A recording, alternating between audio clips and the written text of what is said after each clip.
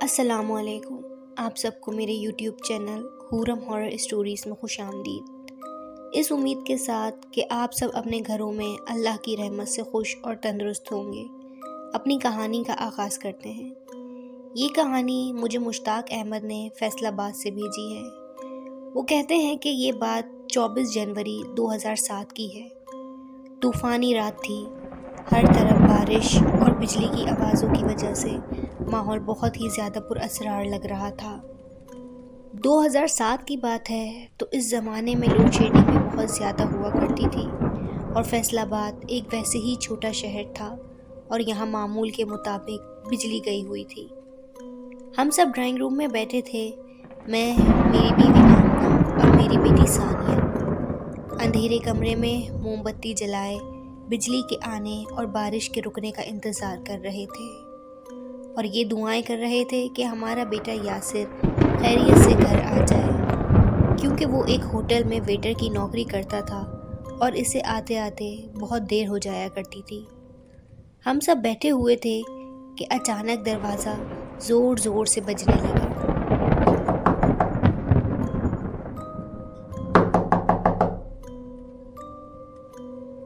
میں نے موم بتی کو اٹھایا اور دروازے کی طرف بڑھا۔ میں نے 2 سے 3 بار پوچھا کون ہے، لیکن کوئی جواب نہ آیا۔ پھر میں ہلکے سے دروازہ کھول کر دیکھا تو وہاں کسی کو بھی نہ پایا۔ میں باہر ہی کھڑا ہوا تھا، اتنے میں ہی تیز بارش اور اندھیری رات میں مجھے دور سے ایک روشنی آتی دکھائی دی۔ قریب آنے پر معلوم ہوا کہ وہ میرے بیٹے یاسر کی بائک کی روشنی تھی۔ جیسے ہی یاسر اندر آیا، اس کی ماں نے اس کے پہننے کے لیے دوسرے کپڑے نکال کر دیے اور اس کے بال تولیے سے پوچھنے لگی، اور ثانیہ جلدی سے جا کر گرما گرم چائے لے کر آئی کہ کہیں بھائی کو سردی نہ لگ جائے۔ اتنے میں لائٹ بھی آ گئی تھی اور بارش بھی رک چکی تھی۔ سب اپنے اپنے کمروں میں سونے جا چکے تھے۔ صبح ہوئی تو آمنہ اور ثانیہ نے ناشتہ تیار کیا اور دسترخوان پر بیٹھ کر ہم سب یاسر کا انتظار کرنے لگے۔ جب ناشتہ ٹھنڈا ہونے لگا تو میں نے ثانیہ کو بھیجا کہ جاؤ اور بھائی کو بلا کر لے کر آؤ۔ ثانیہ نے بہت دیر دروازہ بجایا لیکن کوئی جواب نہیں آیا۔ ثانیہ نے گھبرا کر مجھے اور اپنی امی کو آواز دی۔ ہم لوگ فوراً آئے اور جب کمرہ کھول کر دیکھا تو یاسر بستر پر بے ہوش پڑا تھا۔ اس کا پورا جسم آگ کی طرح تپ رہا تھا۔ ہم سمجھے کہ بارش میں بھیگنے کی وجہ سے اس کی یہ حالت ہے۔ اس کی ماں نے فوراً اس کے ماتھے پر ٹھنڈے پانی کی پٹیاں رکھنا شروع کر دیں۔ جب پورا دن بخار نہ اترا تو میں ہمارے فیملی ڈاکٹر عمران کو بلانے چلا گیا۔ انہوں نے آ کر یاسر کو انجیکشن لگایا اور اس کی حالت نازک بتائی، کیونکہ بخار کے ساتھ ساتھ اس کے دل کی دھڑکن اور خون کا بہاؤ بھی انتہائی کم ہوتا جا رہا تھا۔ ڈاکٹر صاحب کے کہنے پر ہم نے یاسر کو ہسپتال منتقل کر دیا، لیکن 4 دن گزرنے کے باوجود بھی اس کی طبیعت میں کوئی تبدیلی نظر نہ آئی۔ تمام رپورٹس بھی کلیئر تھیں۔ ڈاکٹر نے کہا کہ آپ لوگ پریشان ہو جائیں گے میری باتوں سے، لیکن میں نے ایسا کیس کبھی نہیں دیکھا کہ رپورٹس بھی بالکل نارمل ہوں لیکن مریض کی حالت بہت زیادہ نازک ہو۔ یہ کیس میری سمجھ سے باہر ہے۔ میں آپ کو مشورہ دوں گا کہ اب آپ یاسر کو گھر لے جائیں اور دعا کریں، کیونکہ میڈیکل سائنس کے مطابق اس کا کوئی علاج ممکن نہیں ہے۔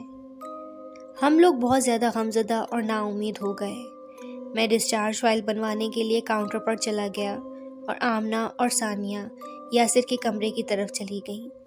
جب وہ کمرے کے باہر پہنچی تو انہوں نے شیشے کی کھڑکی سے ایک سیاہ بلی کو یاسر کی چھاتی پر بیٹھا دیکھا، جو اس کے چہرے کی طرف دیکھ کر غصے سے غرا رہی تھی۔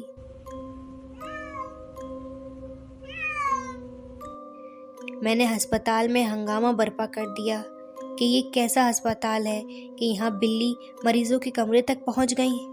پورے ہسپتال کے اسٹاف نے معذرت کی کہ آج سے پہلے کبھی بھی ایسا نہیں ہوا، اور وہ بہت حیرت زدہ بھی تھے کہ اتنی نگرانی کے باوجود بلی اس کمرے میں کیسے پہنچی۔ آخر ہم نہایت پریشانی کے عالم میں یاسر کو ڈسچارج کروا کر جیسے ہی ایمبولنس میں لے جانے لگے تو وہ بلی اچانک وہاں نمودار ہو گئی اور ایمبولنس کے پیچھے بھاگنے لگی۔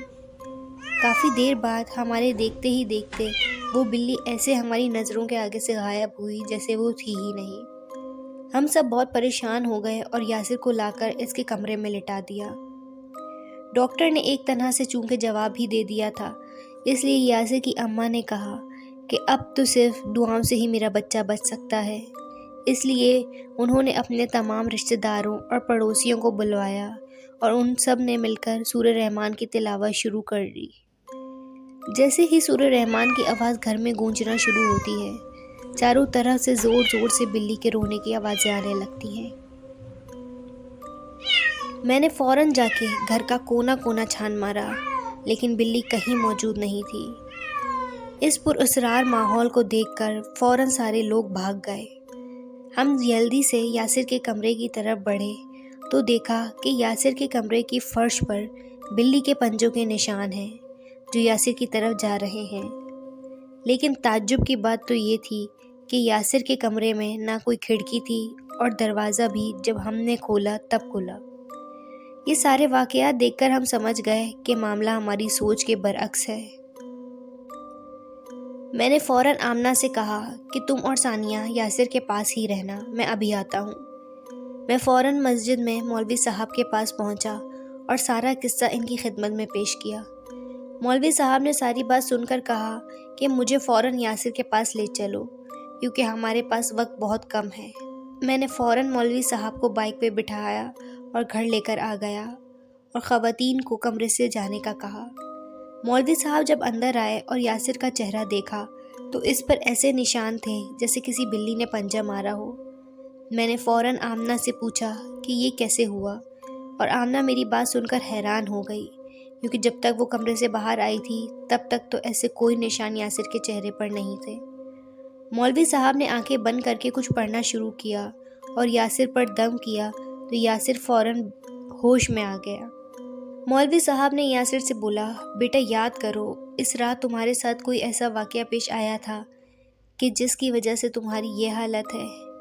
یاسر نے دماغ پر زور دیا اور بتایا، جب میں ہوٹل سے نکل کر گھر کی طرف آ رہا تھا تو رات کے اندھیرے اور شدید طوفان کے باعث مجھے کچھ صحیح سے دکھائی نہیں دے رہا تھا، اور ایک بلی کب میری بائک کے سامنے آ گئی مجھے پتہ ہی نہیں چلا۔